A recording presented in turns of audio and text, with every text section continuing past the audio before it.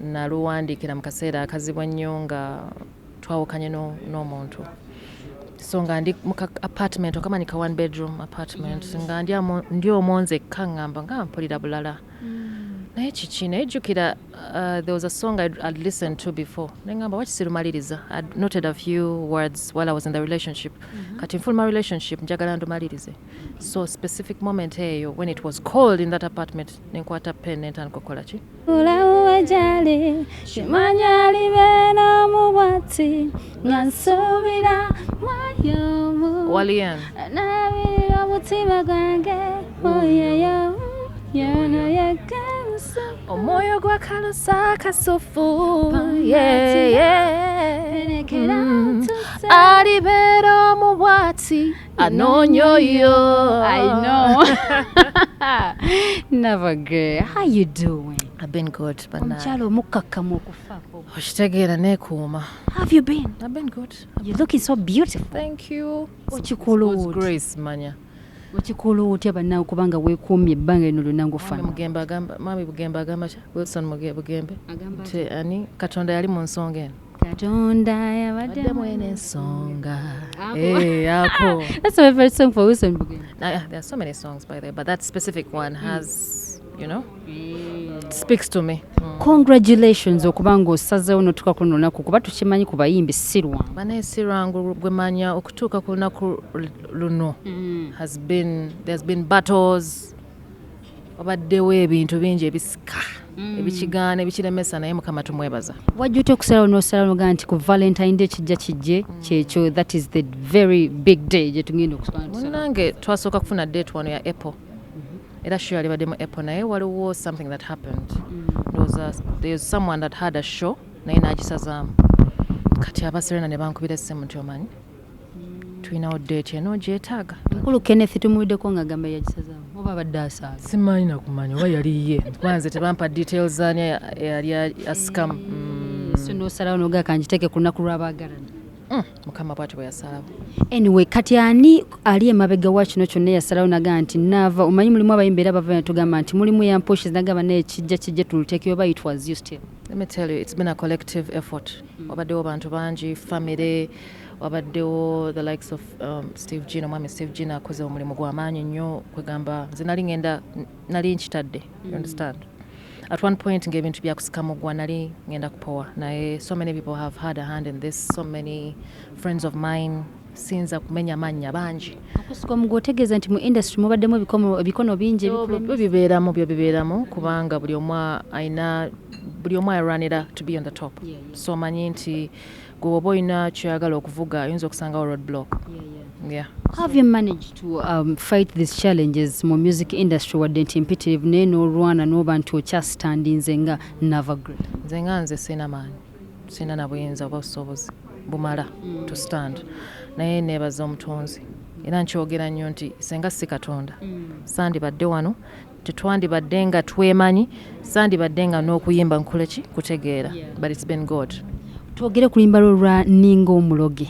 How do you feel bw'oba ng'oyitayo mu bantu nga buli omu agaba nayo oluyimba? It gives me good. Waliwo ezzadde. Oh yeah, like it means a lot kubanga oluyimba olulaba. Naluwandiikira mu kaseera akazibu ennyo nga twawukanye n'omuntu. So nga ndi mu apartment okamanyi ka one bedroom apartment nga ndi omwonze kaŋŋamba nga mpulira bulala. Naye kiki nejjukira there was a song I'd listened to before. Nengamba waki sirumaliriza. I'd noted a few words while I was in the relationship. Kati nfuluma relationship njagala ndumalirize. So specific moment eyo when it was cold in that apartment nenkwata pen nentandika okukola ki? Heartbreak ate n'owandika omanyi ngo I'm a dreamer. Ebiseera ebisinga if I cannot get something I want to imagine myself getting it. So I decided to write about love because I was devoid of love mu kaseera ako nga neetaaga omukwano gumbeesebeese oyimba akayimba kukakubeesebeese era ne kansanyusa nnyo especially during the creation nakwatagana n'Omwami D King netugenda awo twali Bukoto studio netukamaliriza I think kagwa saa 8. Kati olwo ono yakumenya omutima omuwuliza oba wafuna mulala? Nedda muntu twafuuka ba mikwano obimanyi kati olina ka crush walina ka crush ko maybe ng'olina emyaka emeka 20 years oba 19 18 omanyi 18 kakati waliwo I think ebiseera we byekola ki and you heal from that ebiseera we bitambula time netambula all that wears off ogamba nali nfiira ki nali nkaabira ki yanonyega like seriously like byaggwawo twafuuka ba mikwano byekito so I think bwali buto no buto.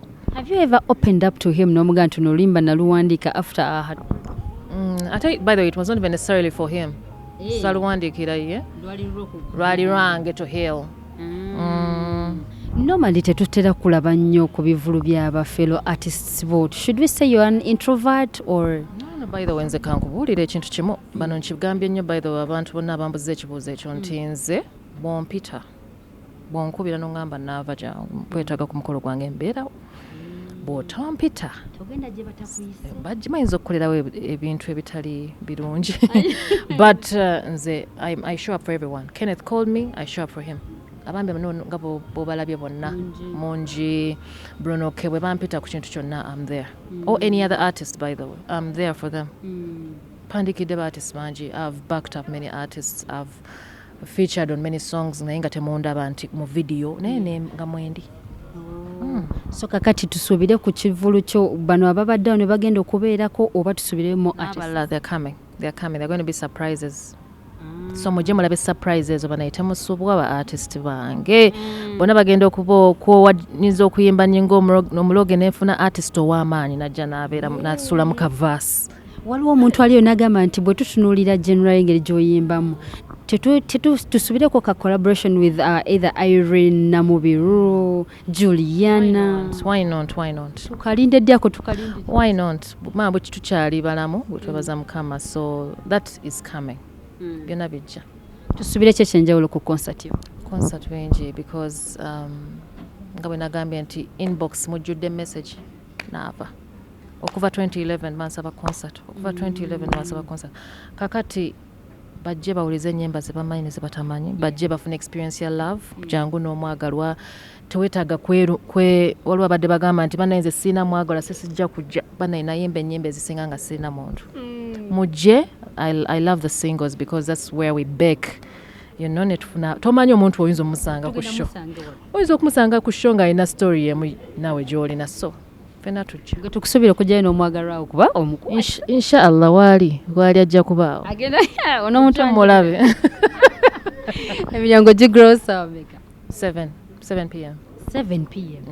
Okay. Golinya ku stage same komayo most of the time sujja mbivulu ate omuyimbi nalinya ku I'll be there kubanga twagala nnyo okumalira abantu budde being a Friday people would want to relax there will be an after party ebintu ntibwe bityo so twagala tumalirize ekintu tukiyongere mangu ennyimba nnyingi nnyimba ana tugezaako kulaba nti tuzi compressinga abantu damo bagambe table ya make okuyingira kwa sente banayo okuyingira ordinary 150,000 shillings table abagala table 3 million namba ey'okuba eri 0785390270 ofune table yo oba ofune seat ku table byonna we will be able to handle you otherwise Ninga Omuloge nkuteddiya sirimba wono yantyaawo kumanya yamalawo sikyasaawo n'obuyinza eri obulamu bwange yabuwamba yantwala ye kena maaso